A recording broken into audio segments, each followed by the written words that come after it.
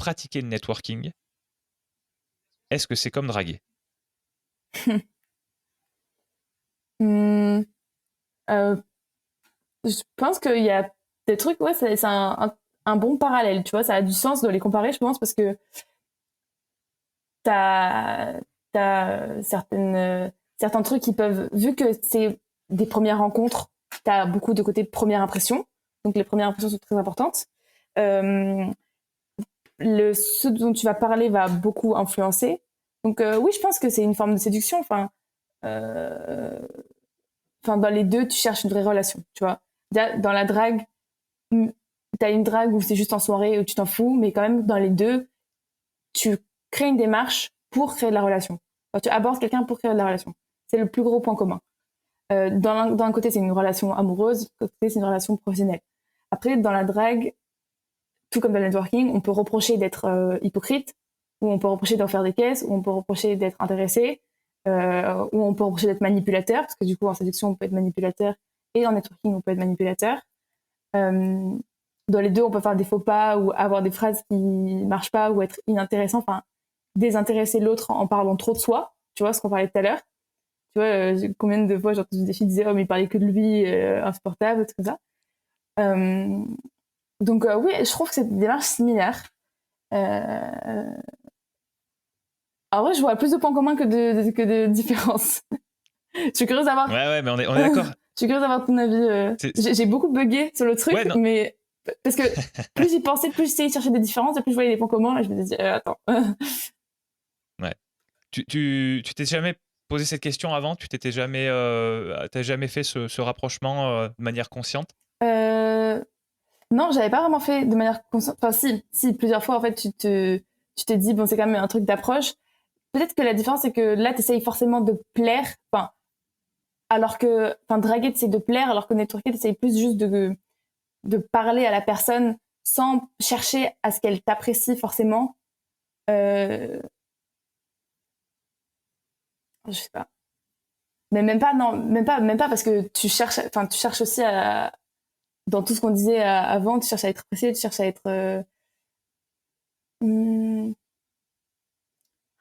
et en fait, ce sera un sujet de dissert, ça. Tu me donnes 4 heures papier stylo, network S comme draguer. Euh, Ça peut être un sujet pour pour un de tes prochains posts. ah ouais, ouais. Euh, Attends, vas-y, on va essayer de synthétiser ma pensée qui est un petit peu floue.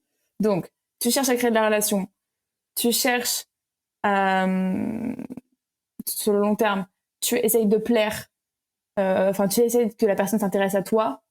Euh, les premières impressions peuvent être décisives.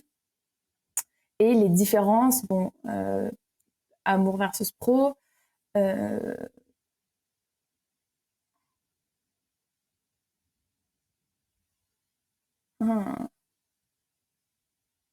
hmm. Est-ce que toi t'en vois? Bah, il y a des choses qui sont différentes, évidemment, mais il y a un parallèle, c'est-à-dire qu'il y a il y a des éléments qui vont deux à deux. Ça peut être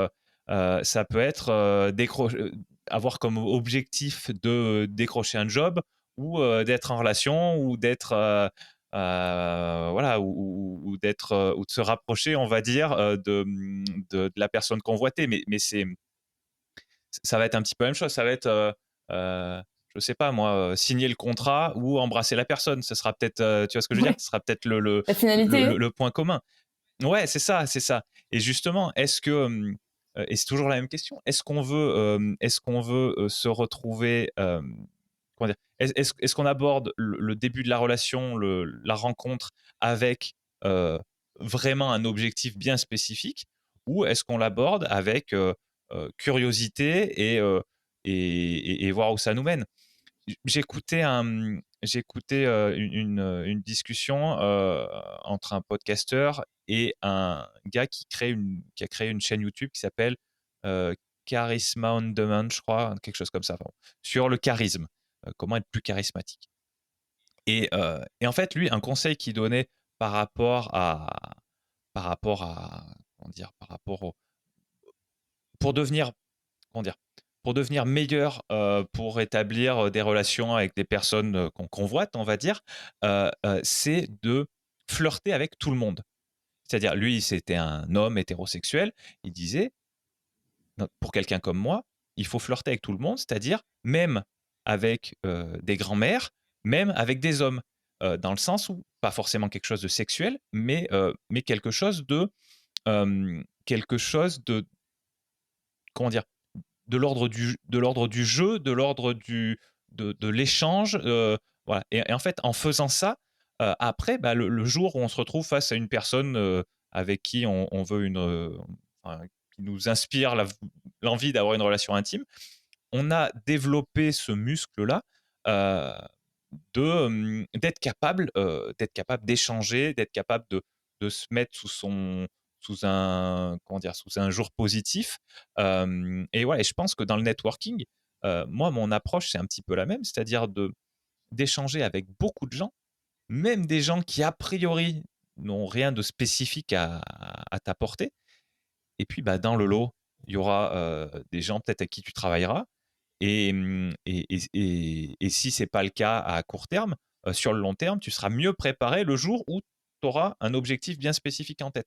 Parce que je pense, et je crois qu'on l'a déjà dit un petit peu plus tôt, mais que c'est pas absurde et que c'est pas mal de contacter des gens euh, dans un but spécifique. Ouais, bien sûr. De la même manière que je pense que c'est pas mal d'aller aborder un homme ou une femme, hein, suivant qui on est, comment on se situe, euh, avec un but de séduction à la base.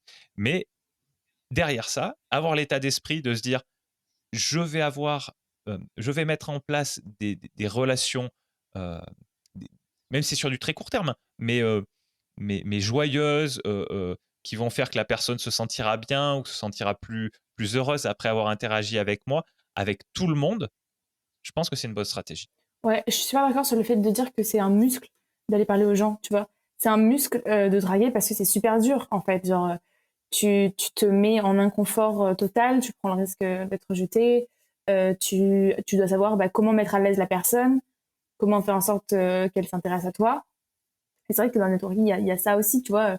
Voilà, comment David Laroche va faire en sorte que Bernard Tapie s'intéresse à lui. Comment mon invité du podcast va faire en sorte que Brad Pitt s'intéresse à lui. C'est de la drague inversée, on va dire. Enfin, non, au final, la vraie drague, c'est de ne pas parler trop de soi, c'est d'encourager la personne à parler d'elle-même, tu vois. Je Mm. pense. Mais ce côté muscle, c'est très très vrai. Et une invitée de mon podcast le disait aussi, en fait, c'est l'audace. C'est apprendre à avoir la bonne attitude, enfin avoir l'attitude qui te met à l'aise, qui va mettre les personnes à l'aise, développer cette intelligence relationnelle pour te mettre sur le même rythme que la personne, pour être sur le même ton, la même vitesse quand tu parles, à développer des petits réflexes, parfois, tu sais, toucher une épaule ou tu sais, des petits gestes qui marchent à la fois en introduction et en networking, qui créent de la confiance. J'allais te demander ça. Tu parles de quoi là? Tu parles de drague ou tu parles Non, de mais je pense networking? que c'est vrai dans les Donc deux. tu encourages ouais, tu encourages. Mais du coup, là, dans ce que tu me dis, moi, enfin, quand tu l'as dit sur le coup, moi, je me suis dit, bah, elle parle de drague à fond. Et en fait, tu me dis, bah non, je parle des deux. Et donc là, c'est encore un argument de plus pour dire que c'est la même chose avec sans le côté, euh, sans le côté attirance sexuelle, quoi, grosso modo. Peut-être, peut-être. Il faudrait que je réfléchisse plus parce que s'il faut, ce soir, je vais me dire, attends, mais on est passé à côté de ça et tout. Mais oui, je pense qu'il y a plus de similitudes que ce qu'on pense.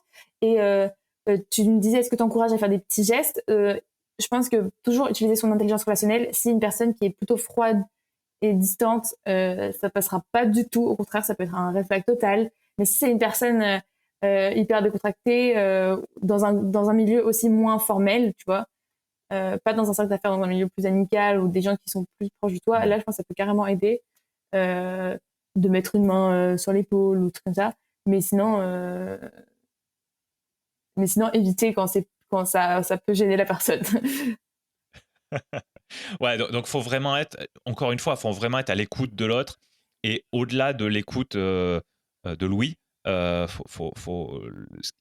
compétence importante à développer, c'est un ressenti plutôt global de comment elle se sent quand elle interagit avec toi. Et puis même peut-être que, pour reprendre un terme que tu as déjà utilisé plusieurs fois, mais même peut-être l'observer d'un petit peu loin pour voir comment elle se comporte d'un point de vue Mhm. général, et puis essayer de se faire une idée de ça. Et une fois qu'elle est en interaction avec toi, déjà, ça peut donner des indices. Si tu vois qu'elle est plus fermée quand elle te parle, c'est pas bon signe. Mhm. Si tu vois au contraire qu'elle a l'air plus heureuse depuis que tu es allé commencer à lui parler dans ton événement de networking, c'est peut-être bon signe, et c'est peut-être qu'il faut creuser, quoi. Mhm. Ouais, vraiment écouter et savoir repérer les signaux, savoir être en mesure de dire est-ce que c'est safe de le faire ou est-ce que ça va braquer la personne. Tu peux jamais être sûr à 100%, mais il y a beaucoup d'erreurs que tu peux éviter juste en regardant les signaux, tu vois. Et